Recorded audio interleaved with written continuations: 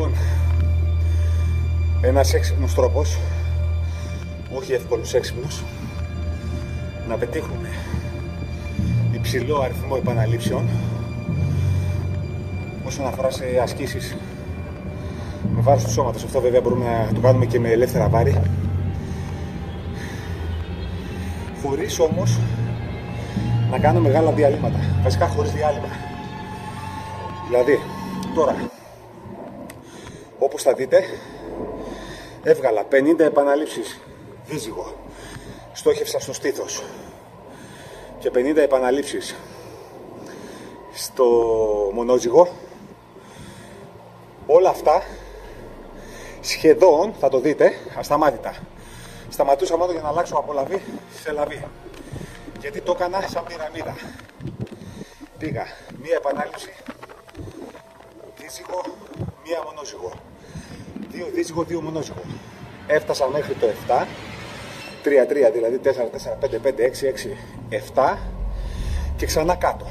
6-6, 5-5, 4-4, 3-3, 2-2, 1 και 1.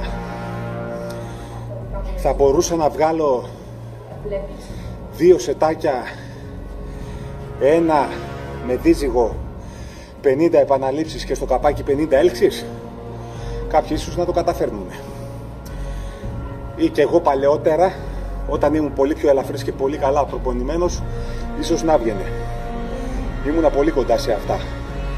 Το θέμα είναι ότι για αρχάριους ή για αυτούς οι οποίοι προσπαθούν να ξανανεύουν σε επαναλήψεις και αντοχές, αντοχή στη δύναμη, ο τρόπος που θα δείτε αμέσως τώρα ενδείκνυται. Αυτοί οι οποίοι δεν μπορούν να φτάσουν μέχρι το 7, ας φτάσουν μέχρι εκεί που τους επιτρέπει η αντοχή τους. Θα φτάσω μέχρι το 3 και κάτω, μέχρι το 3 και κάτω. Αυτοί που είναι καλύτεροι, ας φτάσουν και παραπάνω. Από ένα σημείο και μετά, άρχισα να χαλάω λίγο την ποιότητα των επαναλήψεων των έλξεών μου, αλλά όταν έχουμε να κάνουμε με αντοχή στη δύναμη, σημασία έχει να βγει η άσκηση. Να επιμείνω. Έστω και με λίγο κλέψιμο. Αυτά τα λίγα. Πάμε.